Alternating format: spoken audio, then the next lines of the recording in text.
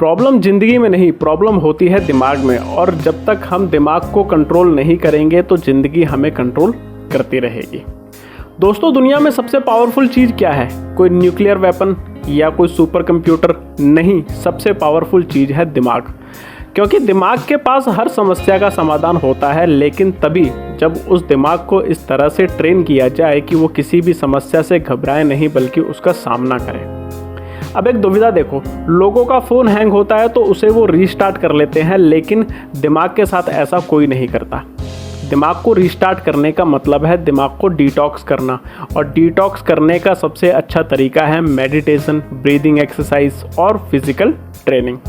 अगर आपने ये तीनों भी नियमित रूप से एक तपस्या की तरह अपना लिए ना, तो आप महसूस करने लगोगे कि आप बेहतर सोच पा रहे हो, बेहतर फोकस कर पा रहे हो, बेहतर डिसीजन ले पा रहे हो। अब इसके साथ आपको कुछ और बातों का भी ध्यान रखना होगा, जैसे कि सेल्फ कंट्रोल। अब सेल्फ कंट्रोल का दिमाग से क्या लेना देना पूरा है। मैं एक उदाहरण की तरह समझाता हूँ। अगर किसी को एक लंबा सफ़र तय करके अपनी मंजिल तक पहुँचना है ना, तो उसे अपने रास्ते पर और मंजिल पर ध्यान देना होगा, ना कि रास्ते के किनारे बनी हुई दुकानों पर और उन पे क्या बिक रहा है उस पर। ये बात ऑब्वियस है कि अगर हम रास्ते के किनारे बनी हुई दुकानों पर और उन पर क्या बिक रहा है उस पर ध्यान देंगे, यानी हर दुकानों पर रुकने लगेंगे, तो हमें अपनी मंजिल तक पहुंचने में बहुत ज़्यादा समय लगेगा। या फिर इसको आप इस तरीके से समझ लो कि आप अपने दिमाग को अगर डिस्ट्रैक्शन से भर लोगे तो फोकस के लिए उस दिमाग को बहुत लोड लेकर चलना पड़ेगा, और जब सिर्फ फोकस होगा तो वह दुगनी गति से चलेगा। जैसे आप दौड़ते दौड़ते हर थोड़ी दूरी पर अपने कंधे पर 10 किलो वजन रख लो, एक टाइम के बाद आप दौड़ नहीं पाओगे, इवन आप चल भी नहीं पाओगे। लेकिन अगर आपके पास कोई एक्स्ट्रा वेट नहीं है, यानी डिस्ट्रैक्शन नहीं है, तो आप दुगनी गति से दौड़ोगे, यानी अपनी मंजिल तक जल्दी पहुंचोगे। साइंस कहती है हर दिन एक इंसान के दिमाग में लगभग 60,000 थॉट्स आते हैं, और उनमें से 80% नेगेटिव होते हैं और 95% रेपिटेटिव होते हैं। तो क्यों रेपिटेटिव थॉट्स के चक्कर में दिमाग को अननेसेसरी कामों में लगाना? इससे ब्रेक लो।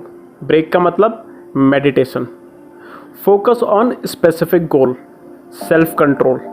साइंस ये भी कहती है कि अगर हम 3 घंटे लगातार डीप मेडिटेशन करें तो हमारे माइंड में नोटिसेबल ट्रांसफॉर्मेशन तुरंत आने लगते हैं। यह है मेडिटेशन की पावर।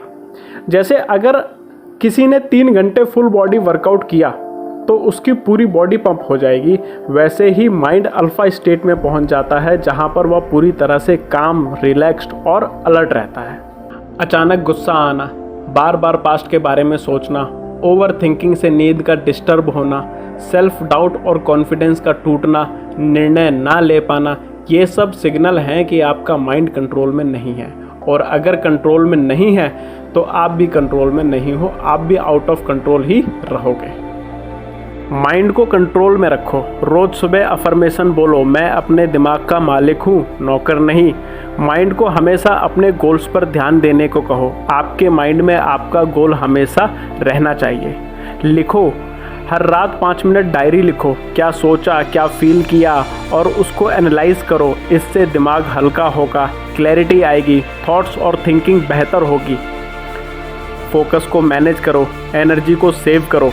जहाँ फोकस जाता है वहीं एनर्जी फ्लो होती है। यूजलेस लोगो, न्यूज़, सोशल मीडिया से फोकस हटाओ, एनर्जी को बचाओ, एनर्जी को अपने गोल्स पर लगाओ। मेडिटेशन करो, 5 मिनट से शुरू करो, कम से कम 15 मिनट तक जाओ। दिमाग को रीसेट करने का ये सबसे बेस्ट तरीका है। साइलेंस में मेडिटेट करो, बिना किसी थॉट के बैठो और देखो मैजिक। अपना इनपुट चुनो।